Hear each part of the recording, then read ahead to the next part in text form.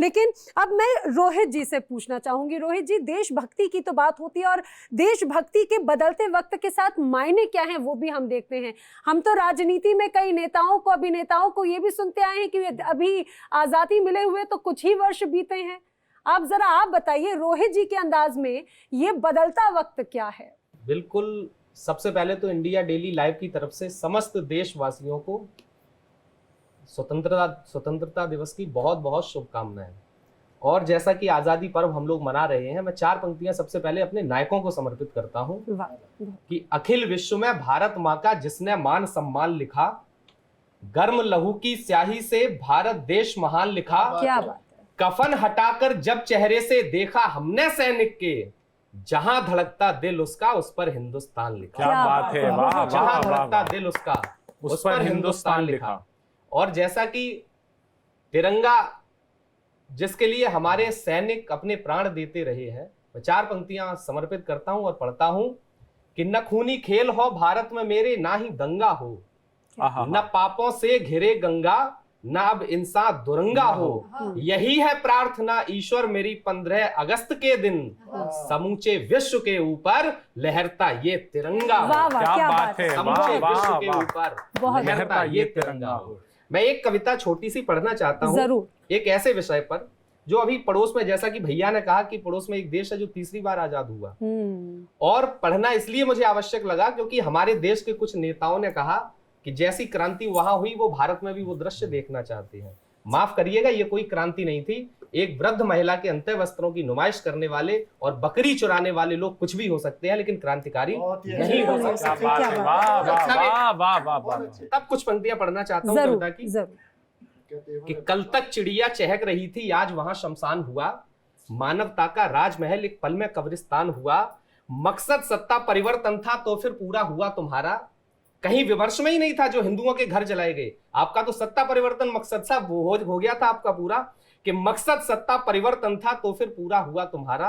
शेख मुजीबुर की बेटी ने कुर्सी छोड़ी किया किनारा, गर आरक्षण पर सारी ही इच्छाएं मचल रही हैं, फिर क्यों हिंदू घर से लपटे चीखें निकल रही हैं। फिर क्यों हिंदू घर से लपटे चीखें निकल रही हैं, ईमान तुम्हारा हार गया क्यों लालच वाली बोटी से, आखिर बैर हुआ इतना क्यों तिलक जनेऊ चोटी से। क्या बात। ये कौन लोग हैं? ये जो सनातन धर्म को मानने वाले लोग हैं। मैं केवल 3-4 पंक्तियां पढ़ता हूं कि ये है क्या। कि तिलक जनेऊ चोटी का तुम कुछ इतिहास अगर पढ़ते, सब कुछ समझ में आ जाता, दिल के एहसास अगर पढ़ते।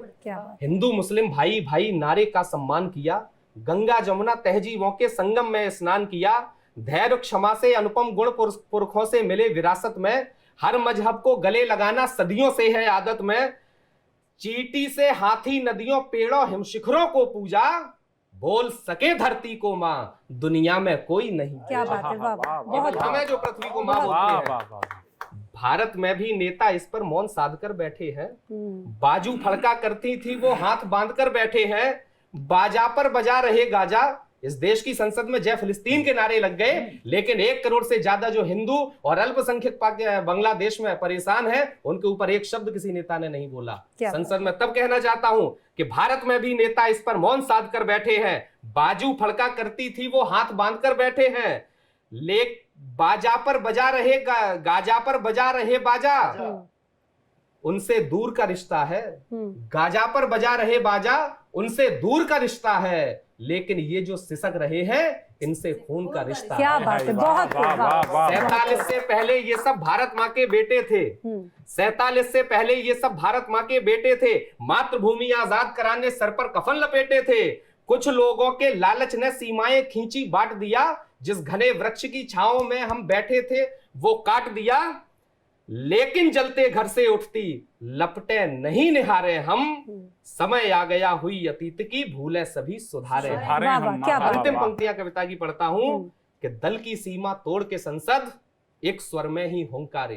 सारे राजनेताओं से कहना चाहता हूं कि दल की सीमा तोड़ के संसद एक स्वर में ही हुंकारे, मानवता के हत्यारों को चौराहों पर ललकारे, गले मिलोगे तो पड़ोस का सच्चा धर्म निभाएंगे, लेकिन उगला जहर तो एड़ी से फन कुचले जाएंगे। क्या बात है। लेकिन उगला जहर तो एड़ी से फन कुचले जाएंगे, भले अल्पमत में हो लेकिन इंसानों सा प्यार मिले। पूरी दुनिया के किसी भी देश में यदि अल्पसंख्यक समाज कहीं भी है, उन सब के लिए एक पंक्ति में आवाज उठाता हूं और आजादी के पर्व को उन्हें भी शुभकामनाएं देता हूं कि भले अल्पमत में हो लेकिन इंसानों सा प्यार मिले, खुली हवा में आजादी को जीने का अधिकार क्या मिले। बात है, बहुत खुली हवा में वाह, आजादी वाह, को वाह, वाह। जीने का अधिकार मिले। 4 पंक्तियां फिर पढ़ता हूं कि मुझको चाहत कभी नहीं है आसमान के तारों की, बेशर्म हवा के रुख पर चलते सत्ता के दरबारों की, मैं भूषण की सिंह गर्जना